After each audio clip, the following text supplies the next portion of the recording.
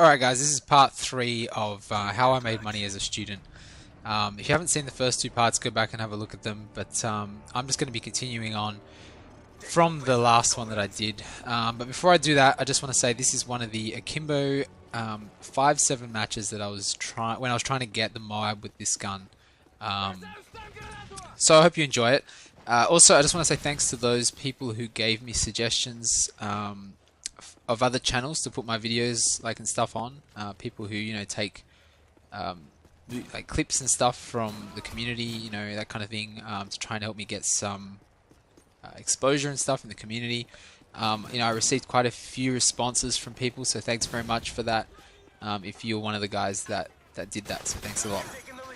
Okay, so continuing on, and hopefully I've got another 7 minutes or so to finish this little story. Okay, so basically, the last time I spoke about I said, I was getting Xbox 360's, red ringed Xbox 360's, and this is how I made money when I was a student. I was basically getting broken Xbox 360's, getting them sent off and fixed, and then selling them. And basically, there was a time where around about the Xbox 360 Slim came out, where Microsoft was selling brand new Xbox 360 original consoles for about $240. They were just clearing them out.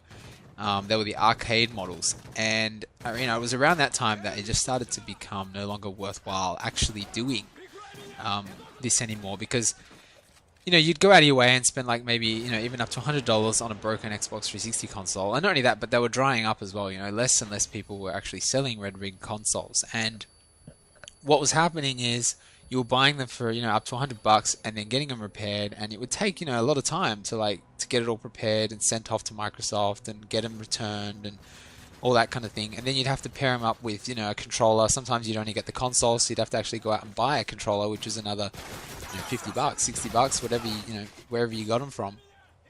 And at the end of the day, you were only making maybe $50 per console, so it just wasn't worth it anymore. But back when I first started out, I was getting up to $200, $300 sometimes on a console, because I would get the console for $50 and then sell it for $400. So, oh, nice triple there. So yeah, basically, that's what happened. And not only that, but it was getting harder and harder to sell, because as the Slim came out, people didn't want the old models anymore. And so what would happen was, there was a time I remember when I had something like 15 Xbox 360s in my cupboard. No joke, I had 15 working, I might add, working Xbox 360 consoles with the controllers, with the cables, with the power brick, all ready to go, working fully complete systems, just in my drawer or whatever, in my room, spread out across all my room. So I was a little bit nervous, because it would work like this. You'd sort of outlay maybe $500 on broken consoles, and then you'd get them all fixed and stuff, and you'd have them all stocked up in your room. And I had $2,000 worth of consoles in my room just sitting here, and they weren't selling. Nobody was buying them. So it was around that time that I basically said, I can't do this anymore. It's just not worth it anymore. It was just taking too much time. So I think I've said all I want to say about that. But that is one way I made a lot of money. And, at the end of the day, I made heaps and heaps of cash. I don't know, probably $5,000, $10,000 just buying and selling Xbox 360s. It's funny looking back, how I managed to do that. And like I said, I'm sure a lot of other people did it. But it's just funny. It's cool. I mean, look, I've made money in heaps of different ways. If you guys want to hear, other stories about ways, I mean, that's one of the more interesting ones. But like I said, I've made money in a lot of different ways over the years, because out of necessity. What's the saying? Necessity breeds invention, or something like that. Whatever. Anyway, the point is, because I needed money, I found ways to make money. Because I was too busy or too lazy to get a job. And because I've really put a lot of effort into my study, and I wanted to get the best marks I could and that kind of thing. So I didn't really want to get a job. I wanted to focus all of my energy on studying. Well, that's what I'd like to say. But I suppose the truth of it is really that I was just too lazy. I mean, but why would you study, right? Why would you study? Well, sorry, why would you work or get a part-time job if, you could do something so much more interesting, like what I did with these Xboxes? But yeah, I've done other stuff, other interesting things, and if you guys would like to hear about it, let me know, and maybe I'll do another commentary in the future about it. Okay, so the story's finished. It's all done. I just want to cover a few things in the next couple of minutes before this ends. I've recently changed my Wii settings, controller settings, ever so slightly, not much. Oh, that was awesome. And I'm not sure if I should make another video or not. I don't know. All I've changed really is the cursor speed, I believe. Actually, I know what I'll do. Never mind.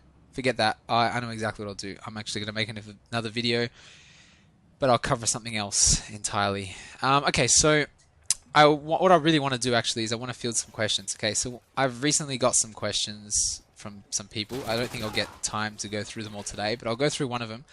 Sniper J987. He sent me a question a couple of days ago, maybe a little bit longer now.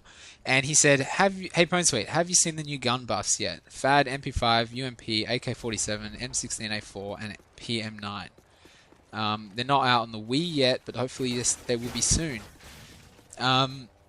Yes, I have seen them. Okay, I'll quickly cover what actually was changed. Okay, so recently on the HD consoles, they've changed those guns, and here's what they've done. The FAD has got increased damage and range. The M16A4, the same thing. Oh, sorry, increased damage and fire rate. That's the three-shot gun, I think. The AK-47 reduced kick, thank God for that. UMP-45 increased damage. I don't think it needed increased damage, but whatever.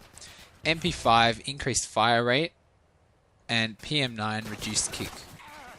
That's the PM9. That's the SMG that has crazy recoil. I don't know if you guys know about it, but I got a mob with it, and it was sick.